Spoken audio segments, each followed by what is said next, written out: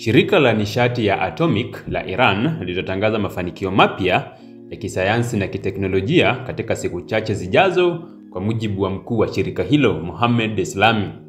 Hafla ya uzinduzi wa mafanikio hayo imepangwa kufanyika tarehe 9 Aprili, huku ikihudhuriwa na maafisa waandamizi wa Iran.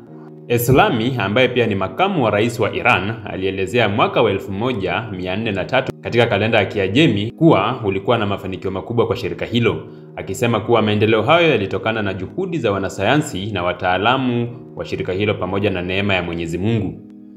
Akitaja zaidi ya mafanikio 100 yaliyopatikana mwaka huo katika sekta mbalimbali, Eslami alisisitiza kuwa mafanikio hayo ni ishara ya kasi ya maendeleo ya kisayansi yanayofanyika Iran, hasa katika utafiti wenye matokeo ya moja kwa moja. Aidha, Eslami alibainisha kuwa mafanikio hayo yataonyesha dhamira ya Iran kuendelea na mpango wake wa nyuklia kwa njia ya amani licha ya shinikizo kutoka kwa jamii ya kimataifa. Iran imesisitiza mara kwa mara kuwa programu yake ya nyuklia inalenga matumizi ya kiraia, ikiwemo nishati na afya. Hafla ya uzinduzi itakuwa sehemu ya juhudi za taifa hilo kuonyesha uwezo wake wa ndani katika teknolojia ya hali ya juu, sambamba na kuimarisha nafasi yake katika sayansi na utafiti wa kimataifa. Tangazo hili linajiri katika mazingira ambapo Iran imekuwa chini ya uangalizi mkubwa wa kimataifa kuhusiana na mpango wake wa nyuklia. Kutangaza mafanikio mapya ni njia ya kisiasa ya kuonyesha kuwa Iran haijayumba kutokana na shinikizo la nchi za Magharibi. Serikali inaendelea kuwekeza katika maendeleo ya ndani bila kutegemea misaada ya nje. Vilevile inaipa Iran nafasi ya kujitangaza kama taifa linalojiamini na lenye uwezo wa kipekee wa kisayansi. Hii inaweza kuongeza mvutano na mataifa kama Marekani na washirika wake, lakini pia inaweza kuimarisha msimamo wa Iran katika mazungumzo ya nyuklia na diplomasia ya kikanda. Mafanikio zaidi ya 100 yaliyotajwa ni ishara ya hatua kubwa za maendeleo. Inaashiria uwekezaji mkubwa katika utafiti na maendeleo. Iran inaonekana kuwekeza si tu kwenye nishati ya nyuklia kwa matumizi ya nguvu, bali pia kwenye sekta kama afya, kwa mfano radiopharmaceuticals. Pia ushirikiano wa wataalamu wa ndani na hatua kuelekea kujitegemea kisayansi.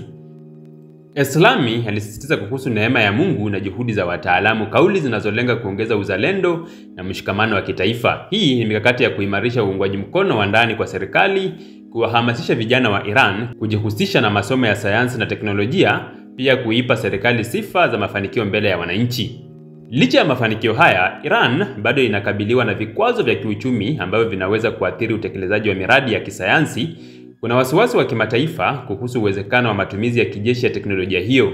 Iran italazimika kuwa wazi zaidi kuhusu matumizi ya mafanikio hayo ili kuondoa hofu ya kuendeleza silaha za nyuklia. Tangazo la mafanikio mapya ya nyuklia ni ujumbe wa nguvu kutoka Iran kwa raia wake na kwa jamii ya kimataifa. Ni hatua ya kuimarisha nafasi yake katika medani ya kimataifa ya kisayansi, lakini pia inafungua mjadala mpana kuhusu matumizi salama ya amani na madhara ya kisayansi ya teknolojia ya nyuklia.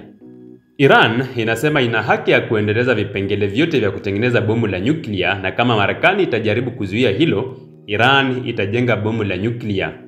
Katika hali hii, Iran inacheza mchezo wa kisiasa unaojumuisha vitisho vya nyuklia, ambapo kila jaribio la kuizuia litatumiwa kama kigezo cha kuendeleza uwezo wake wa nyuklia.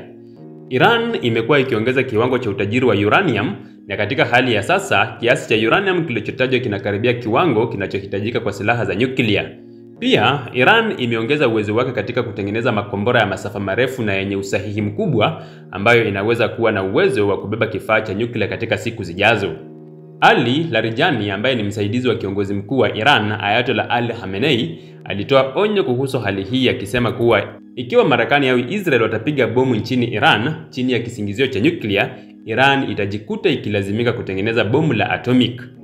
Larijani anasisitiza kuwa Iran inaendelea na mpango wake wa nyuklia chini ya usimamizi wa shirika la kimataifa la nishati ya atomic, na kwamba hawana nia ya kutengeneza silaha za nyuklia. Hata hivyo, hali halisi ni kwamba Iran imekuwa ikijilimbikizia uranium iliyotajiri na inaendelea kupanua uwezo wake wa kijeshi, na hili linajumuisha maendeleo ya teknolojia zinazoweza kusaidia uundaji wa silaha za nyuklia. Iran inasema kwamba huenda inafanya hivi ili kujilinda dhidi ya tishio kutoka Marekani na washirika wake, lakini katika muktadha huu, kila hatua ya kuzuia au shinikizo kutoka kwa Marekani au Israel inaweza kuchukuliwa na Iran kama kisingizio cha kufikia malengo yake ya nyuklia. Iran inaonekana kuwa mazingira ya kutokuwa na suluhu ya kweli, ambapo kila jaribio la kimataifa la kuizuia kuendelea na mpango wake wa nyuklia linaitoa katika mtego wa kisheria na kisiasa vilevile. Kwa maneno mengine, ikiwa Marekani au Israel watajaribu kuingilia kati kwa nguvu, Iran itatumia hili kama haki ya kutengeneza silaha za nyuklia, huku ikijitokeza kama mwathirika wa hatua za kijeshi zinazochukuliwa dhidi yake. Hii ni hali tata ya kisiasa na kijeshi ambapo Iran imejenga mtego wa kisheria ambao unahusisha tishio la nyuklia kama mbinu ya kufanikisha malengo yake ya kisiasa na kijeshi. Iran inacheza mchezo wa hatari kwa kutumia vitisho vya nyuklia kama chombo cha kupiga kalamu katika mchakato wa mazungumzo, huku ikiendelea kuongeza uwezo wake wa nyuklia na silaha za makombora. Hii ni hatari kubwa kwa usalama wa kanda ya Mashariki ya Kati na dunia kwa ujumla, kwani inaunda hali ya wasiwasi na kuhitaji maamuzi magumu kutoka kwa Marekani na washirika wake kuhusu hatua za kuchukua. Iran imejenga mazingira ya kisiasa yanayoweza kuwa na madhara makubwa kwa usalama wa dunia.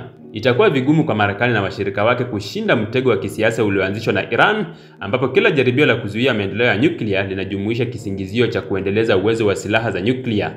Wakati mwingine, Iran inaweza kutumia wazo hili kama silaha ya kisiasa ili kuleta mabadiliko katika sera za kimataifa.